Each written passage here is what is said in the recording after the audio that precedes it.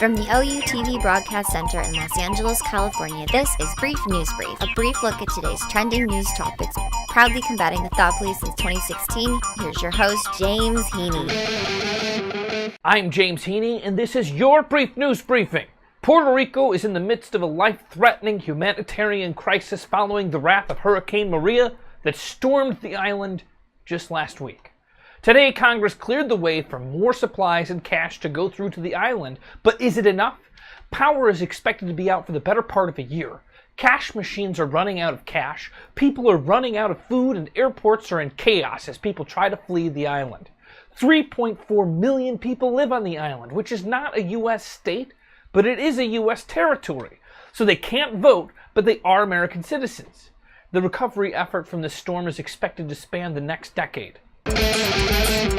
Congress once again failed to repeal and replace Obamacare this week, and Donald Trump can't stop lying about it.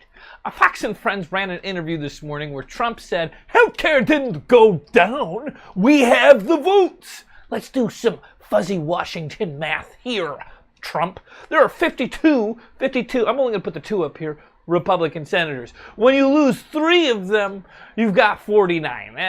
Don't follow my fingers. Just trust me on this fucking math here, okay? Because senators can do the math. That's why they didn't hold a vote this week, because they would have lost, okay? Trump went on to claim that the reason he didn't get health care this week was because a senator was in the hospital. Oh, there was no senator in the hospital. Thad Cochran was homesick, but his vote would not have tipped the scales on health care vote. Trump cannot bring himself to accept the fact that he did not get health care done yet. I believe he said that it would be easy and Obamacare would be gone day 1. What day are we on right now? I don't know, but we're way past day number 1. Oh, taxes are hot and interesting again. Oh, right? Congressional Republicans are rolling out their tax reform plan this week, and there has not been significant tax reform in this country since the 80s. They are planning to raise the lowest personal income rate from 10% to 12%. So if you're poor, expect to pay more taxes. Why are you poor people paying more taxes? Because married couples making $500,000 a year or more are going to get taxed less. Oh, but don't worry, if you're making $100,000 a year and have kids, then you'll get $1,000 back.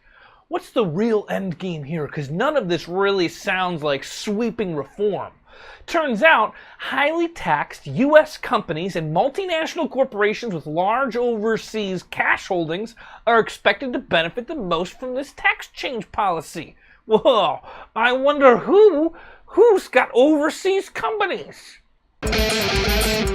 House Democrats introduced legislation today that would prohibit senior federal officials from using tax dollars to travel on private airplanes. Now, you'd think to yourself, why would we waste time making such an arbitrary rule? Who would waste taxpayer dollars on private planes? Well, this comes after reports of at least 3 members of the Trump cabinet using taxpayer money to fly around on private jets. Health and Human Services Secretary Tom Price, Treasury Secretary Steve Mnuchin, and EPA Administrator Scott Pruitt have spent almost $700,000 in the past few months of Americans' money chartering private travel.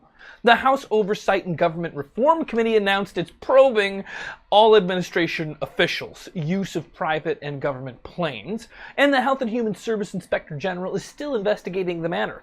I have heard, and this is a rare occasion where I might be putting fake news out there, but I'm pretty sure Tom Price has said that he's willing to pay for his own travel. Now, the problem with this is he's not doing it because it's the morally correct thing to do. If you ask me, he's doing it because he got busted.